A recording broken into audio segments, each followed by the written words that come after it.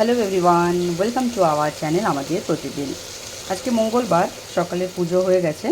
নাস্তার জন্য ভাবলাম আজকে তো আমরা এমনিতেই দুপুরে নিরামিষ খাই, তো কালকে ছোলা ভিজিয়ে দিয়েছিলাম। তো ছোলাটাকে মশলা দিয়ে আলু দিয়ে ভালো করে কষে কষে রান্না করব।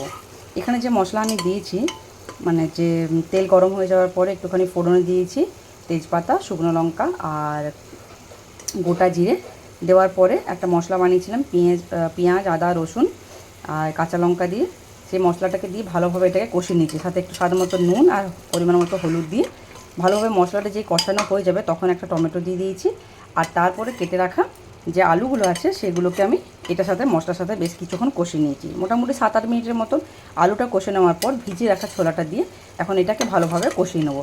যখন কাঁচা গন্ধটা একদম চলে যাবে মশলাটার আর ছোলাটাও ভালোভাবে মশলার সাথে কষানো হয়ে যাবে, তারপরে এখানে আমি পরিমাণ মতো জল দিয়ে একটুখানি চিনি দিয়ে এটাকে ঢাকা দিয়ে বেশ 5-7টা সিটি পর্যন্ত ওয়েট করব।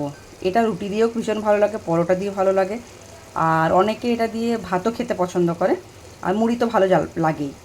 তো কাদের কাদের ছোলার রান্না ভালো লাগে এরকমভাবে আমাকে জানাবেন কমেন্ট করে। আর কারা কারা নাস্তাতে কী খেলেন আজকে সেটাও বলবেন। ভিডিওগুলো যদি ভালো লেগে থাকে লাইক শেয়ার কমেন্ট করবেন, আমাদের চ্যানেলকে সাবস্ক্রাইব করে আমাদের পাশে থাকবেন। দেখা হচ্ছে পরের ভিডিওতে। বাই।